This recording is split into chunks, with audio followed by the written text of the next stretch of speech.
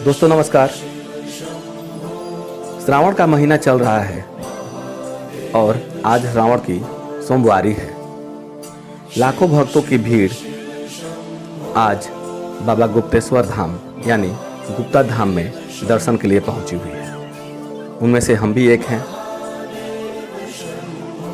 यात्रा वृत्तांत के साथ साथ आखिर भगवान शिव इस गुफा में इतने दिनों तक छुपे रहे, इसके पीछे कारण क्या है, साथ ही जानेंगे कि यहाँ पर 33 कोटि देवी देवता क्यों एकत्रित हुए थे। भगवान विष्णु, ब्रह्मा और तीनों महादेवियाँ यहाँ पर क्यों एकत्रित हुए थे।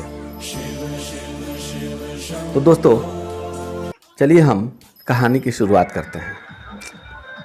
शिव पुराण के अनुसार एक बार एक दानव जिसका नाम था भस्मासुर, जिसने भगवान शिव को अपने तप से प्रसन्न किया और उनसे वरदान मांगा कि मैं जिसके सिर के ऊपर हाथ रख दूं वो जलकर भस्म हो जाए। भगवान शिव वचन में बंधे होने के कारण उसको वरदान दे देते हैं, परंतु भस्मासुर के मन में ये विचार आया, क्यों ना भगवान शिव को ही मैं भस्म कर दूं और उनकी पत्नी यानी माता पार्वती के साथ विवाह कर लूं। यही सोच वह भगवान शिव की तरफ हाथ करके आगे बढ़ने लगा। उसकी मनसा को समझ भगवान शिव वहां से भाग खड़े हुए और भागते भागते जाकर कैमूर की पहाड़ियों में स्थित, आज का नाम सुगीखो गुफा में छुप गए। वह गुफा इतना दुर्गम है क्योंकि जिस पहाड़ी से होकर आज भी हम लोग दर्शन के लिए जाते हैं, वह पहाड़ी इतना दुर्गम है जिस पर चलना असंभव है। चूंकि यह पहाड़ी चूने पत्थरों से बनी है, इसलिए गुफा के अंदर घुसना भी असंभव है। परंतु भगवान शिव अपनी जान को बचाने के लिए भागते भागते गुफा के अंदर जाकर एक जगह पर बैठ गए। अभी हम लोग माता पनारी के मंदिर के पास पहुंच चुके हैं, जहां पर माता पनारी की पूजा करके अपनी यात्रा की शुरुआत करते हैं और उस दुर्गम पहाड़ी पर चढ़ाई करते हैं जिस पे चढ़ना लगभग असंभव है। अपनी कहानी को आगे बढ़ाते हुए आगे जानते हैं कि भगवान शिव जब गुफा के अंदर छुप गए फिर क्या हुआ। भस्मासुर जो कि भगवान शिव का पीछा कर रहा था, वो पीछे पीछे आकर गुफा के द्वार पर ही बैठ गया। बहुत दिनों तक ऐसे ही चलता रहा, परंतु भगवान शिव वहाँ से बाहर नहीं निकले। इधर सभी देवगण मिलकर भगवान विष्णु के पास गए और उनसे अनुनय विनय की। उन्होंने कहा कि हे प्रभु, अगर इस समय कुछ न किया जाए तो भस्मासुर को वरदान के अनुसार भगवान शिव को जलना पड़ेगा। तब भगवान विष्णु ने माता पार्वती का रूप लिया और भस्मासुर के पास जाकर बोले, हे भस्मासुर, मैं तुमसे ऐसे ही प्रसन्न हूँ, तुम मुझसे विवाह कर सकते हो। दोस्तों अभी आप देख सकते हैं ये जो पहाड़ी है कितना दुर्गम है, परंतु छोटे बच्चे, बूढ़े, बुजुर्ग, औरतें, लंगड़े लूल्हे सभी लोग इस पहाड़ी पर ऐसे चढ़ते जाते हैं जैसे समतल जमीन हो। यही है भगवान शिव की महिमा।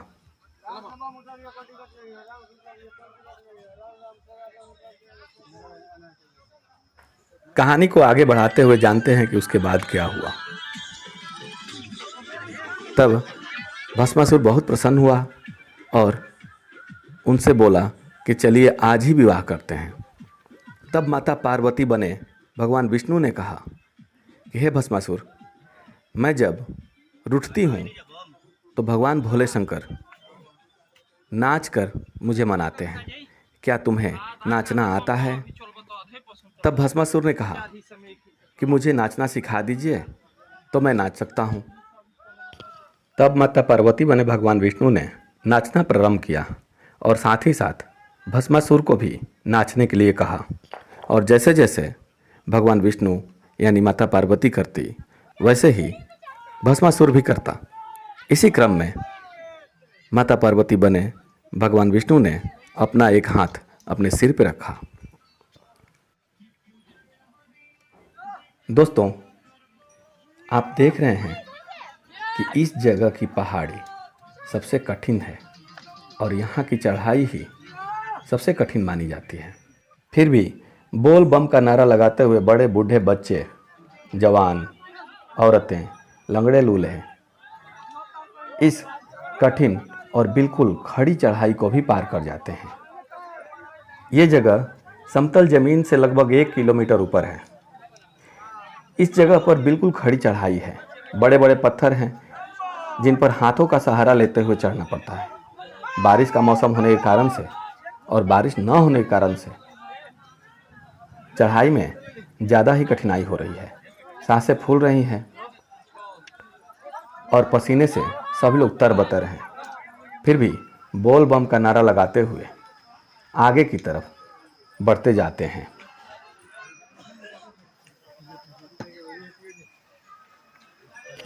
इस कठिन चढ़ाई को पूरा करने के बाद समतल जमीन मिल जाता है और सारे के सारे भक्तों में एक नया उमंग और जोश देखने को मिलता है। यहाँ से छोटी छोटी दुकानें प्रारंभ हो जाती है जहाँ पर जलपान करके अपने थकान को दूर किया जाता है। यहाँ पर ठंडी ठंडी हवा चलती है क्योंकि यह पहाड़ के बिल्कुल ही ऊपर है। यहाँ पर माता दुर्गा का एक मंदिर है जहाँ पर पूजा करके आगे की यात्रा का प्रारंभ करते हैं। उससे पहले इस जगह पर सारे बम मिलकर नाचते गाते हैं जिनको देख करके अलग ही ऊर्जा का अनुभव होता है।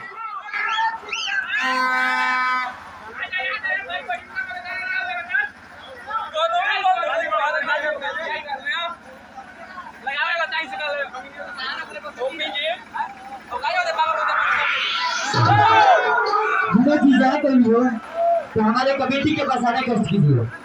हमारे अध्यक्ष हैं जहाँ कहीं भी हो हमारे कमेटी के पास आइए। आपके नारे बाबा खोज रहे हैं। जय में घोषित की हर बम जी से भाई जी से आग्रह है कि मात्र 1 रुपया दरबार में डालना है, सहयोग करना है। आप लोग पैसा दीजिएगा तब ना हम लोग जनरेटर के तेल लाएंगे।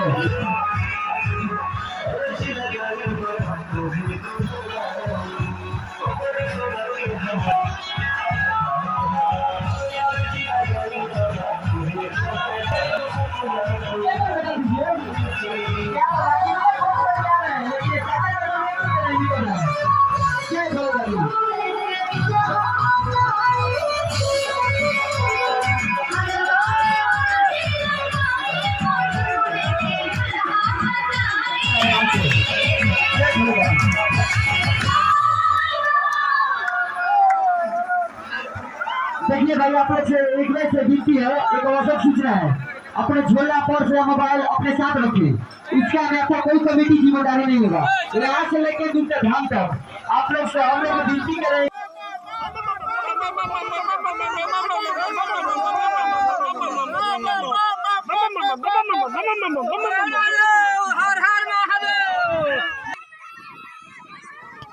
यहाँ से आगे की यात्रा करने के लिए हमें टॉर्च की आवश्यकता होती है क्योंकि पहाड़ी के ऊपर में बिजली की व्यवस्था नहीं है। टॉर्च के सहारे ही हम लोग रात की यात्रा करते हैं और बीच बीच में विश्राम करके आगे की यात्रा जारी रखते हैं।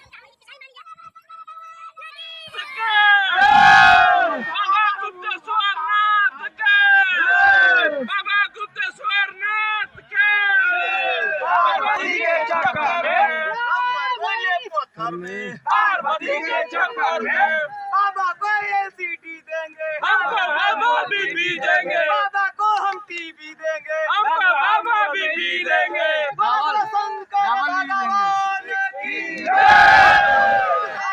बाबा गुप्तेश्वर नाथ के हर हर महादेव।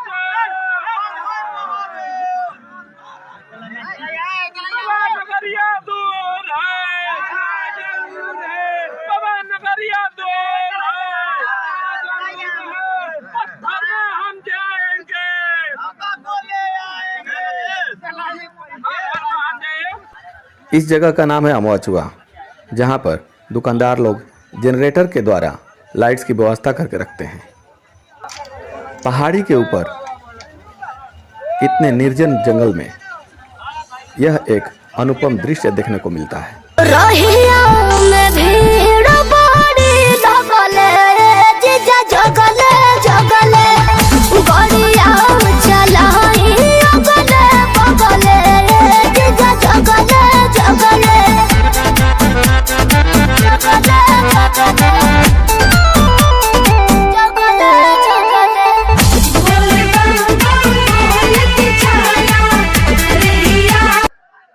आगे जाने के बाद हमें बहुत ही खतरनाक नदी मिलती है, जिसका बहाव इतना तेज है कि वह किसी को भी बहा के ले जाए।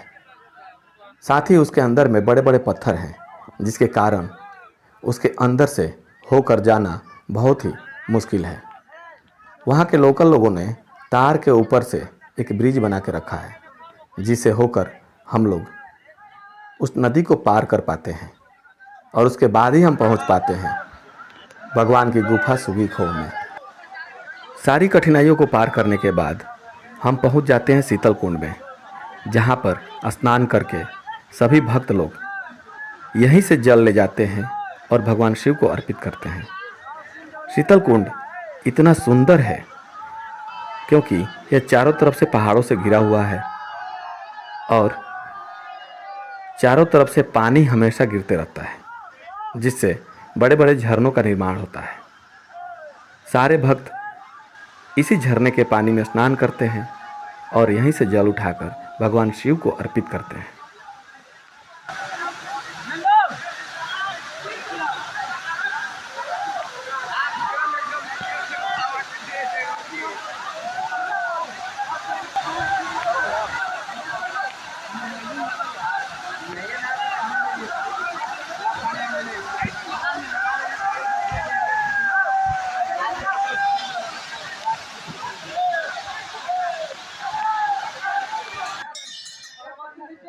अभी हम लोग पहुंच चुके हैं सुगी खोह गुफा के दरवाजे पर, यानी उस गुफा के दरवाजे पर जिसके अंदर में भगवान शिव विराजमान है।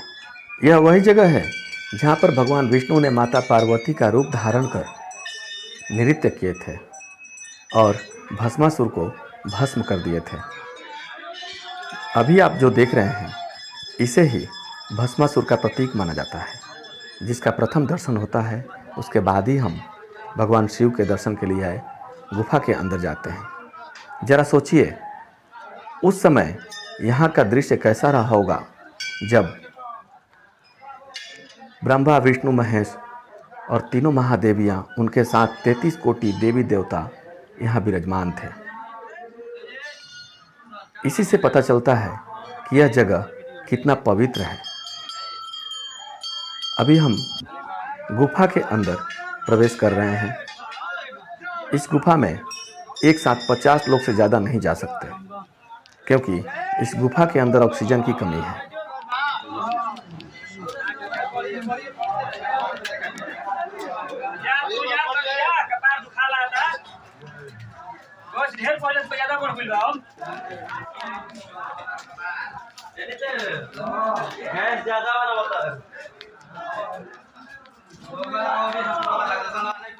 गुफा के अंदर जगह जगह ऑक्सीजन सिलेंडर रखे गए हैं। लाइट्स का भी व्यवस्था किया गया है। यहाँ पर जनरेटर के द्वारा लाइट्स की व्यवस्था की जाती है। इस गुफा को चारों तरफ से काट करके रास्ता बनाया गया है। बुजुर्ग लोग कहते हैं कि पहले ये रास्ता बिल्कुल ही संकरा था, जिसमें एक आदमी ही एक बार में जा सकता था, परंतु आज चारों तरफ से काट करके इसको चौड़ा बना दिया गया है। फिर भी अंदर जाने के बाद एक संकरा रास्ता मिलता है, जिसमें एक आदमी ही एक बार में जा सकता है। चलिए हम अपनी कथा को भी पूर्ण कर देते हैं। चूँकि भस्मासुर माता पार्वती बने भगवान विष्णु को देख करके ही नाच रहा था, उसने भी अपना एक हाथ सिर पर रख लिया और वहीं पर जलकर भस्म हो गया। भगवान विष्णु और भगवान शिव दोनों एक दूसरे के पूरक हैं, क्योंकि भगवान विष्णु भगवान शिव को भगवान कहते हैं और भगवान शिव भगवान विष्णु को अपना भगवान मानते हैं। इस तरह से दोनों लोग एक दूसरे के पूरक हैं और कहा जाता है कि जो लोग भी इन दोनों में विभेद करता है, यानी बड़ा छोटा करता है, उसके सारे पुण्य नष्ट हो जाते हैं। ये 10 महापापों में से एक महापाप माना जाता है। इसीलिए भस्मासुर के भस्म होने के बाद भगवान विष्णु ने भगवान शिव को आशुतोष कह के पुकारा, हे आशुतोष, आप बाहर निकलिए क्योंकि खतरा टल चुका है। जब उन्होंने मतलब भगवान शिव ने भगवान विष्णु की आवाज़ सुनी तो बड़े प्रसन्न हुए और बोले कि भगवान कहाँ से आ गए। जब भगवान शिव गुफा से बाहर निकले तब प्रथम दर्शन भगवान विष्णु के हुए और साथ ही सारे देवी देवता उनके इंतजार में खड़े थे। इतनी लंबी यात्रा के बाद आखिर हम लोग उस जगह पर पहुंच गए जहां पर विराजमान है भगवान शिव, जिसे बाबा गुप्तेश्वर नाथ के नाम से जाना जाता है और इसी कारण से इसका नाम पड़ा है गुप्ता धाम, क्योंकि भगवान शिव बहुत दिनों तक इसी जगह पर, इसी गुप्त स्थान पर छुपकर बैठे थे। सभी श्रद्धालु शीतल कुंड से जल लाकर भगवान शिव को अर्पित करते हैं। इस गुफा के आगे भी एक और गुफा है, जिस गुफा से हर समय ओम की ध्वनि सुनाई देती है। कहा जाता है कि उस गुफा के आगे जो भी चला जाता है वो वापस कभी नहीं लौट कर आता। इसी कारण से उस गुफा की ओर लोगों का जाना मना है। उस गुफा में हर समय ओम की ध्वनि गूंजते रहती है।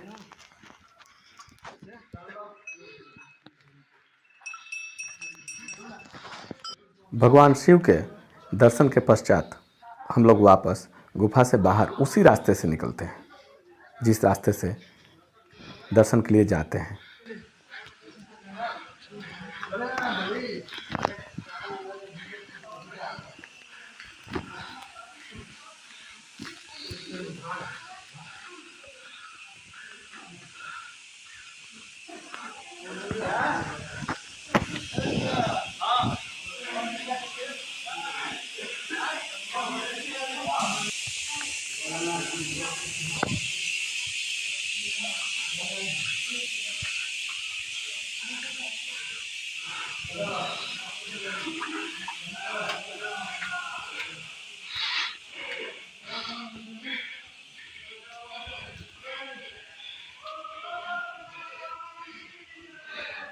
आज हमने बाबा गुप्तेश्वर नाथ यानी गुप्ता धाम के यात्रा सहित बाबा के दर्शन तक के संपूर्ण विवरण सुने। बाबा गुप्तेश्वर नाथ की कहानी के साथ ही जुड़ी है हनुमान जी के जन्म की कहानी। अगर आप जानना चाहते हैं तो कमेंट में अवश्य लिखें। तो दोस्तों, लाइक करें, कमेंट करें और शेयर करना ना भूलें। धन्यवाद।